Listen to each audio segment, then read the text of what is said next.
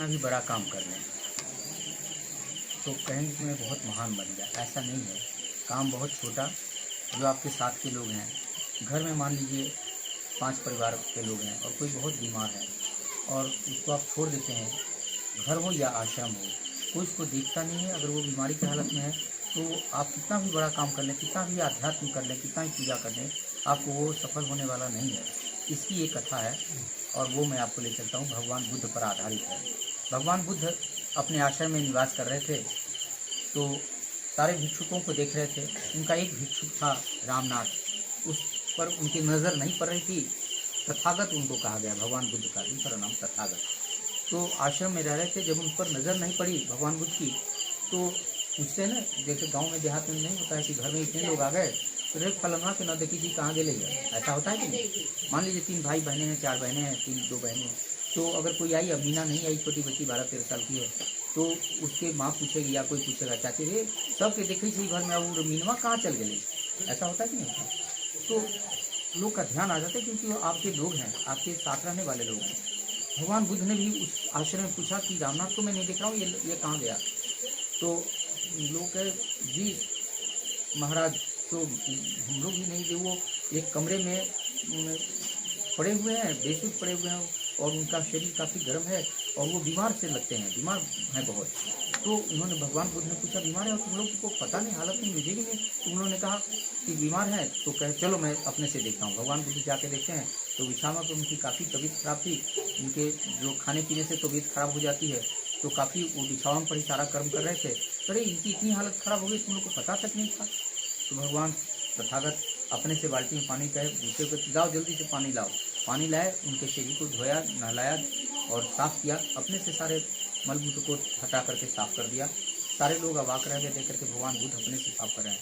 तो उनको अपनी फिर आत्मग्लानि हुई कि मैं, हम लोग उनके शिष्य हैं, उनके साथ रहते हैं, ये काम हम लोग को देखना चाहिए था और हम लोग नहीं कर रहे, बिना किसी को बताए अपने से साफ कर ले। तो उनको सुझाई पड़ा कि अरे मैं क्या कर रहा था, भगवान का आराधना कर रहा था, वहाँ तत्व खोज रहा था कि तत्व ज्ञान में लगा था, साधना कर रहे थे, लेकिन यहाँ हमारा एक साथी बीमार पड़ा हुआ है और उनकी हालत इतनी खराब है और हम लोगों ने नहीं देखा।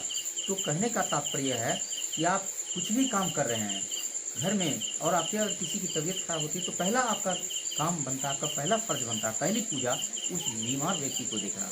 ये एक घर की कहानी हुई।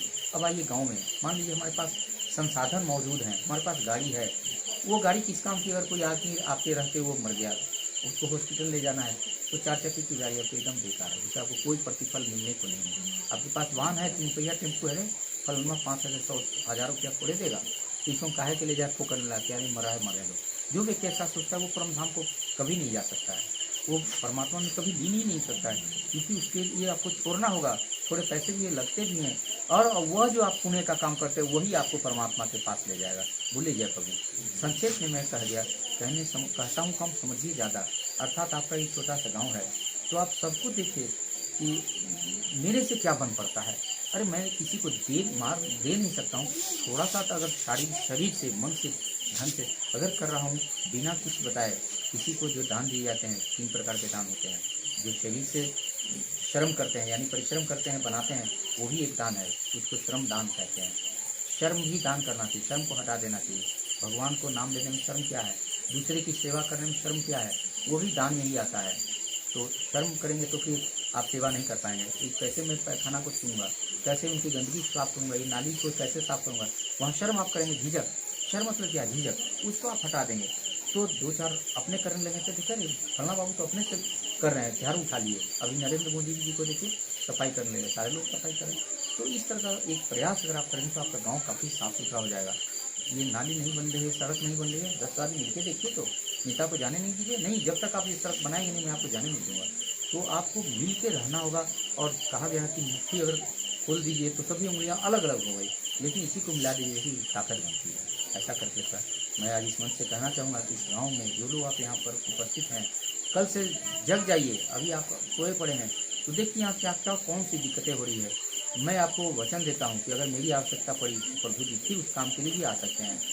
यथा जैसे काम है, अब नाली बनाने के लिए अगर आप रोकते हैं, सड़क बनाने के लिए रोकते हैं, हो सकता है मैं वहाँ नहीं आ पाऊँ, क्योंकि मैं बहुत बहुत इधर उधर भागता हूँ, चला जाता हूँ, लेकिन आपको कहता हूँ कि अगर आप सब मिल जाते हैं और तो आपके गांव में ये जो कार्यक्रम है, जो विद्यालय नहीं है, एक यहाँ पर अस्पताल नहीं है, कहाँ से आएंगे आप? यहाँ से सोनबरसा लाद के ले जाएंगे, फिर रास्ते में इसके दम टूट जाएंगे तो क्या करेंगे?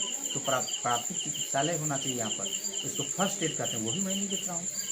तो हर सरकार तो कहती है 5 किलोमीटर के रेंज में एक होना चाहिए, लेकिन मैं तो 10 से 11 किलोमीटर पर कर घूम के आ गया, कहीं मुझे नहीं दिखाई दिया। प्राथमिक विद्यालय ये सब मध्य विद्यालय मैं देख रहा हूँ, लेकिन चिकित्सालय के नाम पर कुछ भी है ही। अचानक किसी को हो जाए और जिसके पास पैसे नहीं तो वैसे ही चले जाएंगे, तो आपको लाद के ले जाना पड़ेगा सोनवर्षा, कहेगा पटना ले जाओ, और जितनी दूर जाएंगे पैसे ज़्यादा खर्च हो जाएंगे। तो आप लोग कहने का तात्पर्य कि मिल जाइए, मिल के रहेंगे तो आपको काफ़ी कुछ मिलेगा।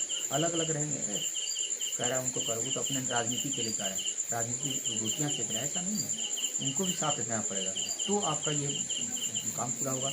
मैं जो दे सकता हूँ वह है आध्यात्मिक कार्यक्रम, मैं दे सकता हूँ आपको विद्यालय पढ़ने पढ़ाने की कला मुझे में है, तो आप उसमें मेरा योगदान दे सकते हैं और अपने ढंग से वो अपने स्तर से चलेगा। और फिर जो कभी कभी कोई कार्यक्रम करते हैं तो उसमें मैं शिरकत कर सकता हूँ। तो आइए अब मैं आपको एक फिल्म का वो गीत ले चलता हूँ जो भगवान के नाम पर है, और वो है 52 अवतार, 1954 में फिल्म बनी थी।